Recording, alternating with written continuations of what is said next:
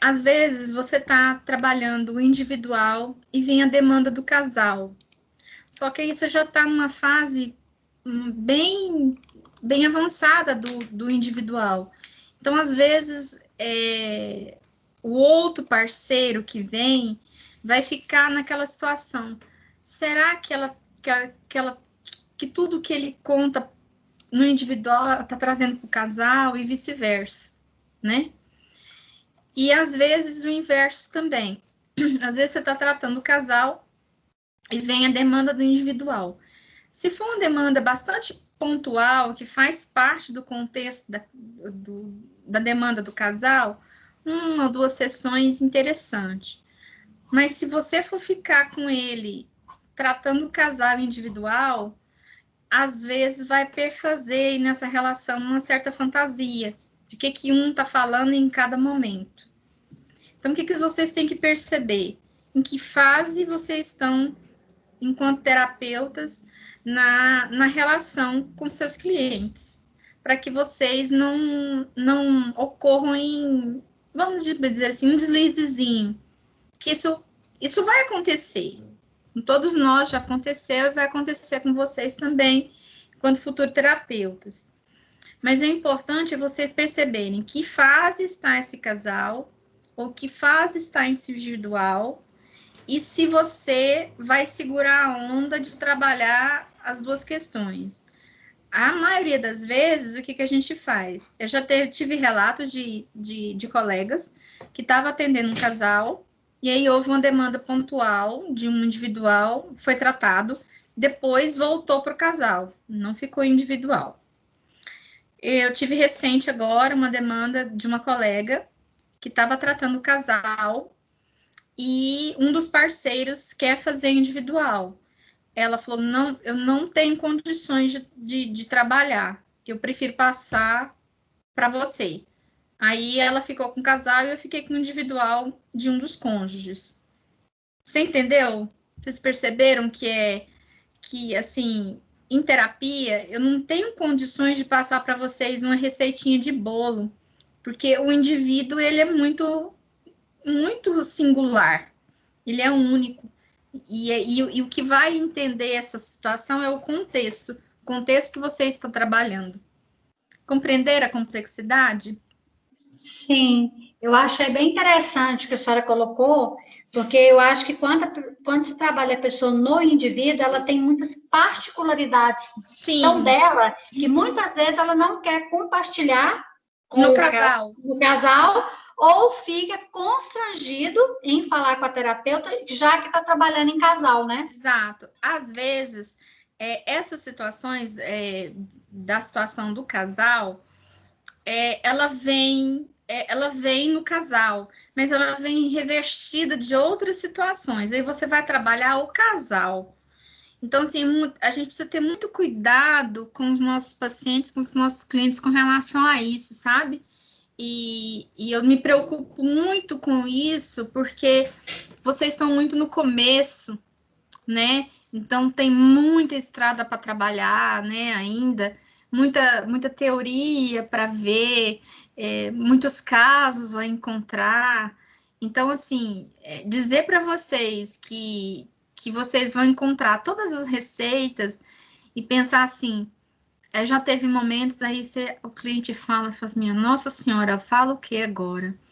Aí o cliente fica em silêncio, o silêncio é uma de reflexão, você tem que segurar a sua onda e segurar a sua ansiedade e pensar naquelas aulas que nós tivemos anteriores que você não é o detentor de saber, você não é expert em resolver problema de ninguém, você é o expert em contextualizações, em situações, e é ver o seu cliente naquele contexto, naquela realidade que ele vive, tá? Me preocupo muito isso com vocês, sabe? Porque essa é a nossa realidade no consultório. Então, não tem receita de bolo, não, sinto muito, tá? Entendido? Posso passar para para outro assunto? Que agora a gente vai trabalhar outro assunto. Pode. Alguém quer acrescentar, colocar alguma situação?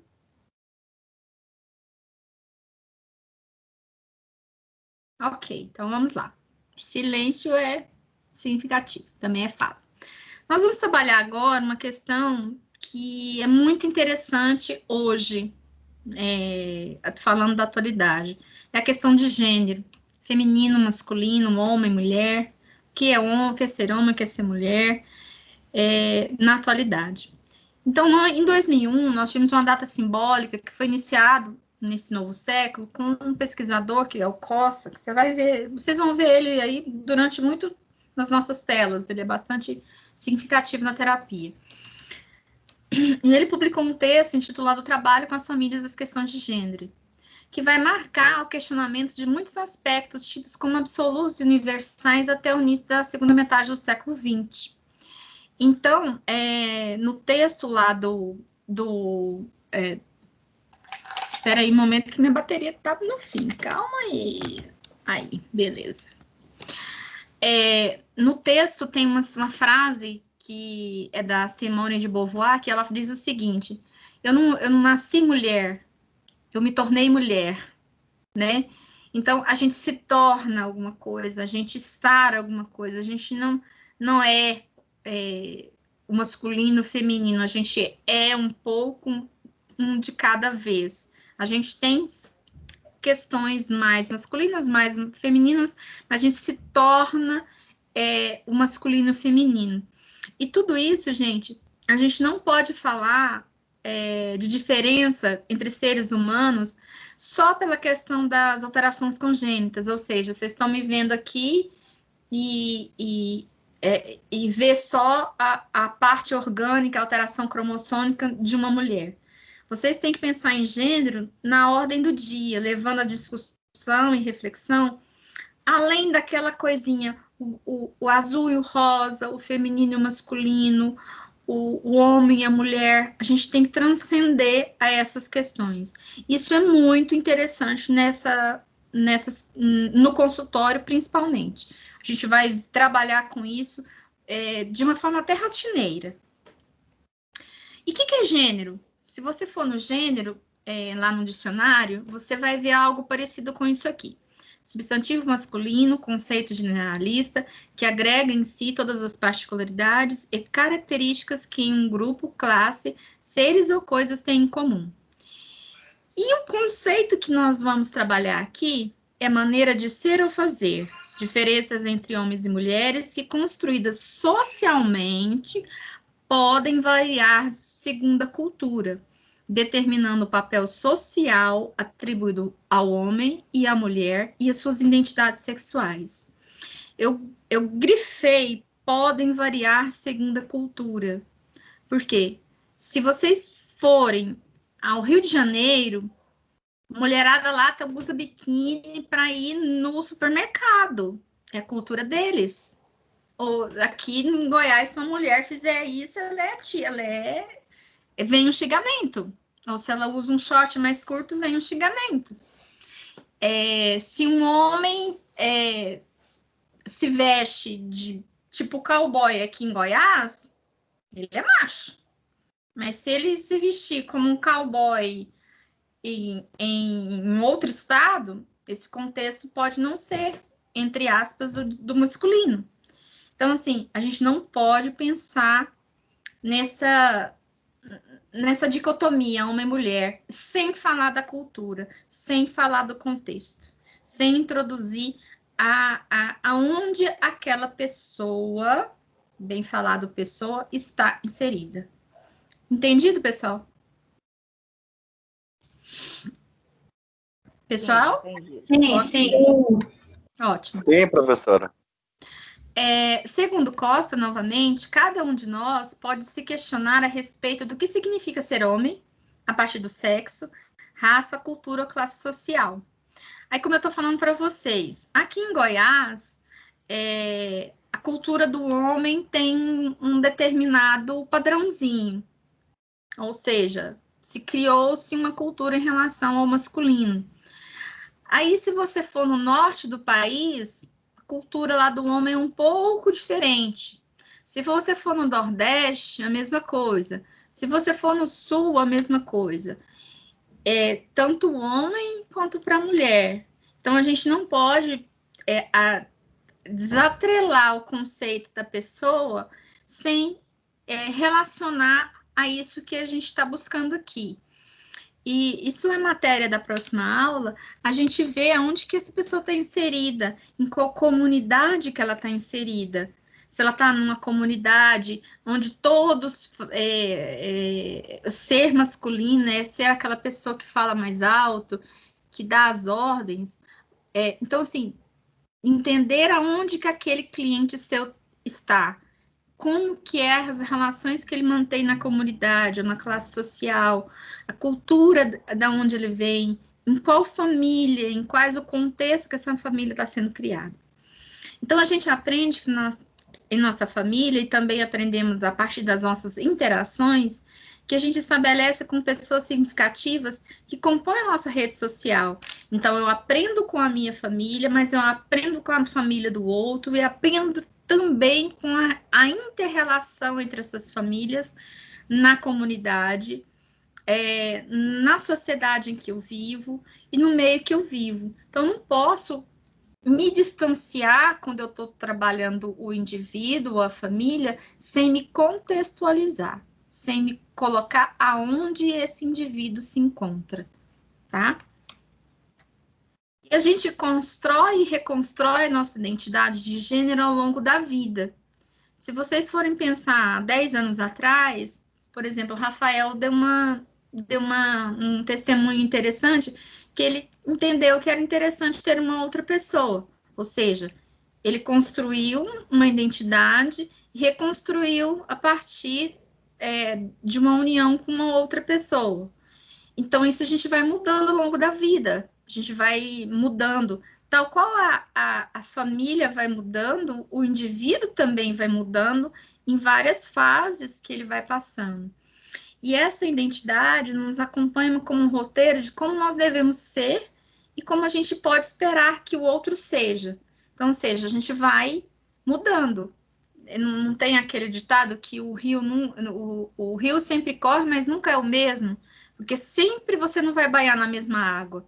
Por exemplo, quem me conheceu no início da minha carreira fala: nossa, cara, você tá tão diferente. Claro, outras questões foram agregadas, conhecimentos, habilidades, novos repertórios. Então, a gente nunca é o mesmo. A gente vai sempre mudando e nos contextualizando conforme a gente vai tecendo o fio da nossa vida.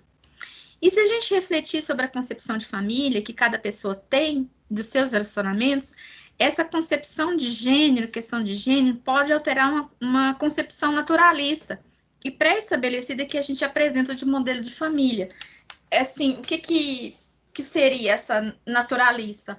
Homem, mulher, né?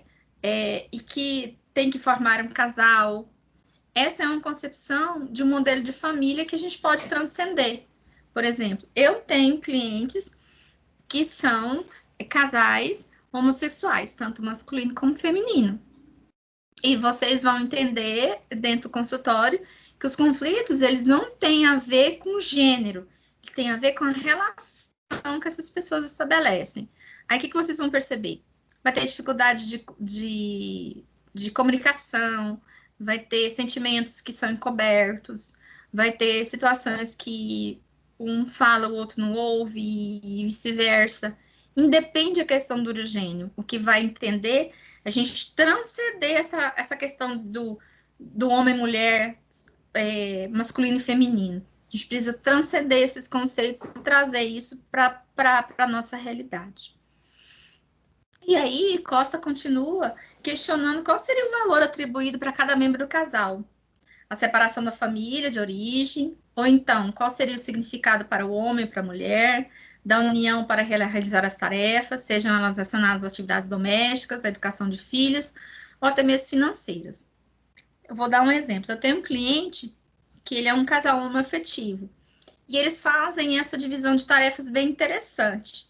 Não tem essa relação, assim, fulano cozinha e cuida da casa, e o outro trabalha. Não, os dois trabalham, dividem as questões financeiras, dividem as questões domésticas, entendeu? Então, o que o autor quer dizer é que a gente precisa transcender essas fronteiras, entendeu? Vocês estão compreendendo? Vocês estão tão caladinhos? Professora, minha relação é assim. Então, ai, que Minha beleza. relação, a gente não tem aquele papel de assim, eu sou um homem. Exatamente. Não tem aquela divisão de assim, eu vou trabalhar, ele vai ficar em casa para cuidar da casa. Não, os dois trabalham, os dois fazem as mesmas atividades diárias de casa. Não tem esse negócio. Se um tá trabalhando, o outro tá arrumando. Se o outro não tá, hoje, ele cozinha. A gente tem essa relação assim de trabalhar a parte do... É o casal, não é o homem ou a mulher. Isso que eu quero que vocês entendam. Quer dizer... dividida, tudo é dividido. Até quando você vai pensar em um casal heterossexual, hoje isso é muito mais evoluído do que era antes. Por exemplo, se você for pensar na família da geração dos meus pais, ou seja, que nasceram ali por volta de 1940, 1950, a mulher era aquela que ficava em casa e o homem era o provedor. Hoje, não é mais possível isso. A mulher tem que estar no mercado de trabalho e o homem tem que ajudar nas tarefas de casa. Lembra do exemplo que eu dei? Por que todo mundo suja e só a mulher que lava? Né? Não é uma questão assim meio, né? Que já ultrapassou? Vocês não acham? Com certeza. Que bom que alguém falou. Porque, gente, isso é muito cruel, né? Por que só a mulher que tem que cozinhar? Porque só o homem que tem que ser o provedor? Essas relações, elas precisam se equilibrar. E quando acontece, por exemplo, um estressor num casal, por exemplo, um ficou desempregado, o outro vai ter que se dobrar para manter as despesas da casa. E quem está desempregado vai ter que, de repente, assumir mais tarefas domésticas. Qual o problema? Está em casa, né? Então, essas questões transcendem o homem e mulher, né? Essas questões nós evoluímos o pensamento e as famílias evoluíram e as pessoas evoluíram. Os aspectos que a gente aborda aqui, gente, são questões muito temáticas, muito complexas, muito polêmicas, né? Alguns entendem o que eu estou falando, outras nem tanto. Mas o que vocês precisam entender que essa questão de gênero não pode ficar, não limita a polarização feminino e masculino e a inclusão de relações afetivas. Ela está no nosso cotidiano, ela está nos nossos consultórios. Elas são reais. E elas são muito interessantes de se trabalhar, porque abre fronteiras que até então você não pensava, você não entendia, né? E nesse caso, como que vai ficar essas relações de família, de casal? Digo a vocês, pela experiência que eu tenho, fica como qualquer casal. Vão dividir tarefas, vão ter conflitos. Não é porque são homoafetivos masculinos ou femininos que não vão ter dificuldade. O que eu mais vejo em consultório, seja hétero ou homo, é a questão da individualidade e da conjugalidade, que é um conceito que nós vamos trabalhar mais na frente. O que é individual? Aquilo que é meu.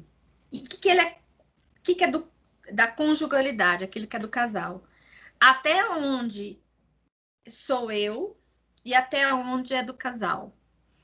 Isso é um conflito que muito, muito perpassa os nossos consultórios. Ou seja, independe. E aí a pessoa, mas ele não entende que eu preciso, eu quero, eu preciso disso, eu preciso daquilo. Isso é fala de um dos casais. Depende de masculino ou feminino. Então, a maior situação que a gente vê é esse tipo de conflito. onde começa a minha individualidade e começa a conjugalidade, e onde termina a conjugalidade e começa a individualidade. Então, isso depende de sexo, homem, mulher, masculino, feminino, tá? A inclusão do tema de gênero em nossa atuação profissional e nossa vida pessoal possibilita a ampliação das perspectivas e mudança nas nossas relações sociais. A gente alarga, a gente amplia, a gente começa a entender que é muito maior, que o ser humano é muito mais plural, sendo bastante um termo bem harmônico para entender, né? E essas mudanças, elas estão nos casais, elas estão nas famílias, ajudar a nós mesmos nos vermos e a ver os outros como partes legítimas dessa relação. Ou seja, eu faço parte dessa comunidade, eu faço parte dessa sociedade que tem masculino e feminino e que tem homo e tem hétero e a gente vai conviver. Nós, enquanto terapeutas, o principal, se você não souber nenhuma teoria, se você ainda não souber nenhuma abordagem, a primeira coisa que você vai fazer é não julgar. Se você julgar o seu cliente, o seu paciente, o seu casal, a sua família, aí não vai para um caminho interessante. A primeira questão que o terapeuta tem que ter é do não julgamento. A escuta não punitiva, a escuta que vai acolher, que vai validar o sentimento do outro. Na medida que você não acolhe, não valida, não vê o outro como legítimo, como na análise do comportamento a gente chama N igual a 1, você não vai conseguir perceber seu cliente. Seja ele homem, mulher, qualquer contexto. Beleza? Beleza. Alguma dúvida, alguma coisa que vocês queiram questionar? Alguém quer comentar, falar alguma coisa, dar algum depoimento daquilo que eu falei? Não, tá tranquilo. Tranquilo. Professora, só uma colocação Sim? sua que você falou, questão de ficar desempregado, assume o compromisso, né? Desculpa, o áudio falhou, você... Exatamente. Desculpa, o seu áudio... A questão que você falou, o paradigma da relação do casal, quando um desemprega, o outro dá assistência, até o outro se estabilizar. Isso. Eu passei por uma situação dessa. Eu era funcionário do município e do estado. Aí foi o tempo que teve a greve no meu estado, né? Uhum. Então, assim, na greve, todos os contratados saíram da prefeitura. Eu trabalhava no estado, no professor de história, e no município, professor de português. Então, assim, eu fiquei desempregado, aí eu fui e falei assim, Wagner, agora você assume o compromisso aí. Eu disse, não, eu não posso assumir, porque é uma coisa que é nossa. Então, assim, então somos casal, porque você não vai poder me ajudar quando eu estiver na pior, ou eu não vou poder te ajudar quando eu estiver na pior. Porque você é como você está estabilizado, eu não estou, porque agora eu perdi o emprego, agora eu vou atrás de outro emprego. Esse que não dava conta, que era pesado o aluguel. Então, tá bom, então a gente vai separar. Não tá se dando bem, né? Você não é meu companheiro, você não acha que pode estar contribuindo comigo. Chegamos certo tempo, separamos devido à situação. O áudio cortou. Perdemos o Rafael, gente. Eu tô falando. Não, eu não... De uma forma tão triste, perdemos o Rafael, gente. Não perdemos assim, porque eu não estou ouvindo o Rafael. Rafael, me desculpa, mas eu não ouvi o final das suas frases. Não, eu falei, aí chegamos na situação que tivemos que separar, porque enquanto eu achava que era meu companheiro, não era meu companheiro, porque se eu fiquei desempregado, ele deveria ter casa. Entendi. Mas então, fez até, eu não sabia. Entendi. O que a gente pode tirar desse exemplo que o Rafael trouxe? Houve um estressor na família, né, no casal, que foi um estressor que não foi previsível, foi imprevisível, e houve um rompimento. Depois vocês voltaram, Rafael? Rafael? Deus me livre. Deus me livre. Não voltaram? Boa, Rafael. Não, vim embora. Já vim embora para Goiânia, já me casei de novo. Ah, sim. Então, o Rafael está em recasamento. Olha aí que bênção, gente. O Rafael está em recasamento. Então, ou seja, o que o Rafael fez? Ele percebeu, de repente, que aquele estressor que foi o desemprego foi um ponto que não foi possível continuar, né? Isso acontece. Pode acontecer doença, desemprego, morte, ou mudança, por exemplo, um está morando aqui, surge uma oportunidade de trabalho na Argentina, nos Estados Unidos. Então, assim, o que o Rafael mostrou é um exemplo claro de que houve um estressor e a relação foi rompida e ele conseguiu reconstruir, houve um recasamento, né? Ok, pessoal? Ok. Ok, boa noite. Olha, aqui eu estou encerrando, mas eu tenho algumas coisas a dizer a vocês, tá? A gente ainda tem um tempinho, tem 15 minutos ainda faltando. Eu deixei aqui as sugestões de leitura para vocês. São textos que aprofundam a matéria de hoje, para quem queira aprofundar no assunto, que eu considero o tema bastante relevante. Aqui eu coloquei as atividades de engajamento e coloquei meu canal lá no YouTube, que eu vou colocar as aulas gravadas lá. Eu tenho uma notícia interessante. Do momento que eu postei, a primeira aula não consegui gravar, não consegui recuperar a gravação. A segunda aula está postado lá e só 2 pessoas entraram no canal. A terceira aula nós não conseguimos gravar, o AVA deu problema. Então, quer dizer, se vocês tiverem oportunidade, vejam as gravações para quem perdeu a aula ou para quem quer tirar a dúvida, né? Aproveitem essas atividades de engajamento e a gente tem a aula na próxima semana, no dia 28, e nossa primeira avaliação é daqui 15 dias, tá?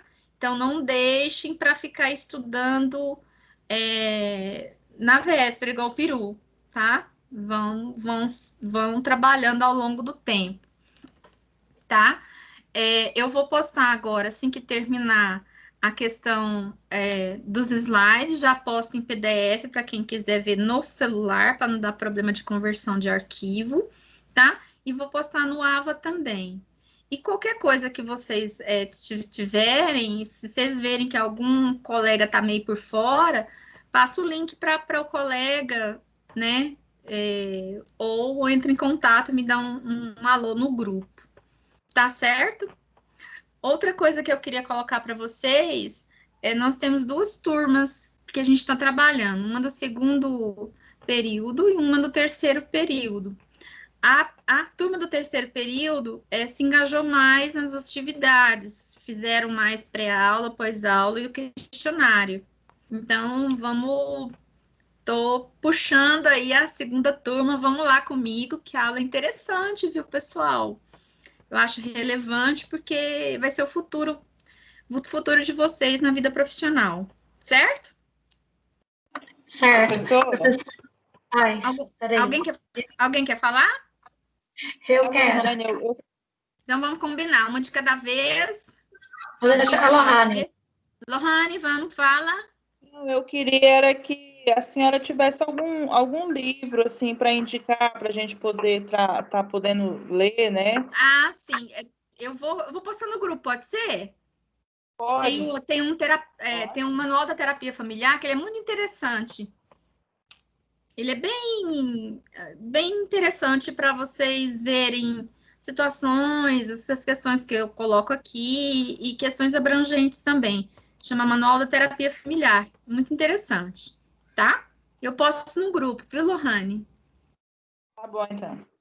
Ótimo. Professora, Sim, então nesse grupo, desse canal do YouTube é que está as suas aulas. as aulas gravadas.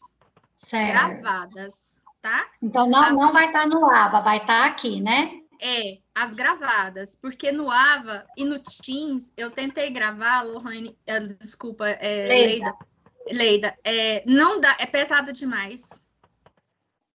Tá. No a senhora AVA, colocou... no AVA está os slides. Ah, tá. Então eu E vou no abrir lá grupo, para ver. e no grupo, se você passar as mensagens para trás, você vai ver as 3 aulas passadas. Mas eu acho que como eu entrei hoje, eu não consigo ver, eu acho que para trás. Não, mas eu mandei no seu e-mail também, viu? Pois eu vou olhar no e-mail lá, que eu vi o link lá. Se não tiver, se você não conseguir acessar no seu e-mail, você, por gentileza, notifica no grupo que eu mando novamente. Tá bom, então. E tem alguma atividade com data marcada? Tem a prova. Ah, tá. Mas questionário nenhum, né? Por enquanto, não. Por enquanto, é só avaliação. Tá, já estou conversando com a Elaine para resolver. Uhum. E aí, pessoal? Professora? Sim? Aí depois eu mandei no seu WhatsApp Sim, privado. eu já te respondi. Eu vou verificar e te dou um retorno, tá? Tá bom, já até te respondi, tá? Eu vou verificar e te dou retorno, tá? Tá. A mensagem que eu deixo para hoje é essa. A família é onde começa a nossa história. É onde a nossa história começa. Sempre, gente. Tá? Mais alguma questão? Alguém quer falar mais alguma coisa? Não, na última aula a senhora vai dar uma recapitulada no que vai cair na prova? Olha, a aula que vem é muito conteúdo. Eu não sei se eu consigo fazer esse resgate. Eu vou tentar. Porque a gente Mas tem aí muito todo esse conteúdo? É tudo isso que vai cair na prova? Todo esse conteúdo? E mais a aula que vem. Nossa Senhora. Professora, mas o WhatsApp, esse grupo, eu não consegui achar lá no AVA. Onde que é que mesmo a senhora colocou ele? Eu faço o seguinte, eu vou lá Quem é que tá falando? É a Lohane? É eu. Lohane, eu coloquei lá no nosso grupo do segundo período. Eu coloquei o link lá, você não tá lá? Eu vou olhar direito, que eu acho que eu nem percebi. Lohane, eu coloquei. Lohane, vamos combinar o seguinte. Hoje eu não vou fazer isso, não, porque eu já estou muito cansada. Hoje eu vou postar lá no AVA a aula de hoje e mandar para vocês a aula em PDF. Amanhã eu printo a tela e mando no grupo, pode ser? Porque hoje eu não. Quando a gente termina a aula, a gente fala quase 2 horas seguidas. A gente fica assim um pouco esgotada. Tá certo? Tá bom, professora. Então tá bom. Professora. Mais alguma? Sim. Professora? Sim, pois não. É o Cristiano. Sim, Cristiano.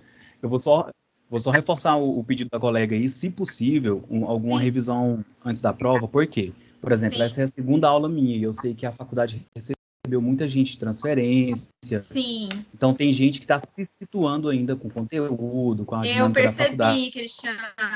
Eu percebi. Então, se for possível, tiver alguma revisão. Isso mesmo. Tá. Eu percebi, Cristiano, que você acessou pouco, né? Eu sou bastante ativa lá, viu, gente? Eu fuço mesmo. E vocês têm que engajar, sabe? Porque não tem só a minha matéria, né? Tem outras matérias também, né? E é muita coisa para estudar. Eu postei lá hoje um postzinho sobre o aluno de psicologia, né? Não sabe o que é que faz. Se é Freud, se é Skinner, agora sistêmica. E é aquilo lá, a gente não para de ler nunca mais, sabe? Professora, esse caso ela poderia botar uma matéria, tipo, com a revisão e jogar no AVA, ou então jogar no grupo da em PDF para todo mundo estudar, já que se não der tempo, entendeu? Eu não prometo isso, tá? Entendeu? Mas só eu vou tentar. Se não der conta de fazer tudo, como é muito conteúdo, senhora fazer uma breve revisão de um documentário e jogar no AVA ou no grupo. Eu não te prometo isso, não, porque, assim, é muita coisa para fazer, tá? Mas eu tento fazer uma revisão ou um resumo. Eu vou procurar colaborar no máximo que a gente puder. O importante para mim é que vocês estejam engajados, que a matéria seja interessante, que vocês se vejam nesse contexto daqui a 4, 5 anos, né? Que quando vocês começarem a clínica escola, vocês topem atender casal, que é o que todo mundo corre na hora do estágio. Ninguém quer pegar o casal. Eu acho que eu vou me dar muito bem nisso daí, viu? É interessante, terapia, né? de casal, professora. Nossa, eu tenho um imã para isso que a senhora não entende. Que bom. Assim, é muito gostoso a terapia de uma forma geral, a clínica de forma geral, seja ela a abordagem que você escolher, seja analítico, comportamental, psicanalítico, sistêmico, o que você entender que seja a sua praia, porque cada um vai fazer suas escolhas conforme vê o homem, né? Então, a forma que você vê o homem é a forma que você vai escolher sua abordagem. E se no final do curso não escolher, não tem problema, não. Caminha, vai começando seus atendimentos, depois você começa com uma supervisão clínica, depois uma pós, e a vida vai te caminhar para aquilo que você entender que é a sua praia. Essa é a vida da gente enquanto psicólogo. Eu, quanto psicólogo clínico e organizacional, dou esse depoimento, tá? Foi ótimo estar com vocês.